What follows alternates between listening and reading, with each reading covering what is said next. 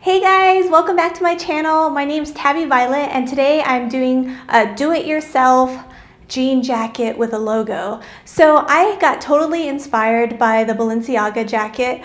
I will insert a picture now and it is so cute. It has the logo in the back. And you know, there's a lot of denim jackets with logos in the back like Tommy Hilfiger. Who else is there?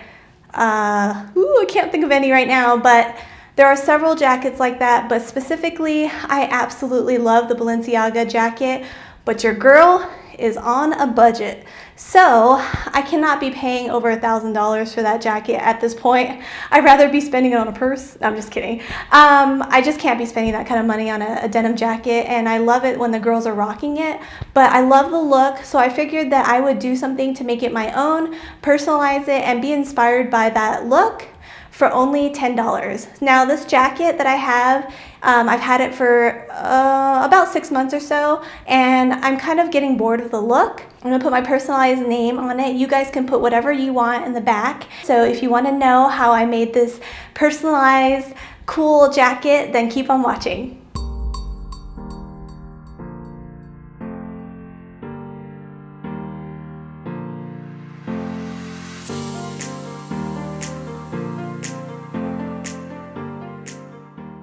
So the first thing you'll need is your adhesive stencils. I purchased this at Hobby Lobby. It says $9.99, but I used the 40% coupon that you can always get online, and it ended up being less than $6. So as you can see, these are adhesive stencils, so it really helps out with not having your stencils move around. There are alphabets, so go ahead and choose what you want to use for whatever you decide to write on the back of your jacket. I am choosing to do Tabby V because Tabby Violet doesn't fit on the back of my jacket. So go ahead and cut out your letters and place them on the jacket as you wish to align them.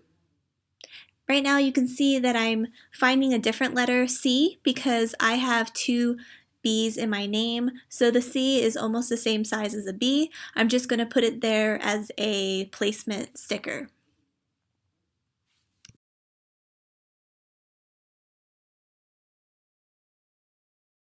Next, grab your fabric paint, which is white. You can use any color that you would like. Shake it up, shake it up, shake it real good. And I just use the back of the stencil paper, the cardboard, as a palette to put my paint on. Grab your fabric sponge and then just use a little bit of paint. My mistake was that I grabbed too much paint and I started dabbing the T.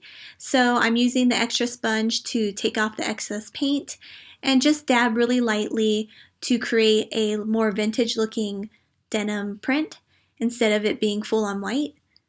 I'm checking the B and it looks really good, so I'm going to change the B stencil into the next location and keep on dabbing. Keep on dabbing, keep on dabbing.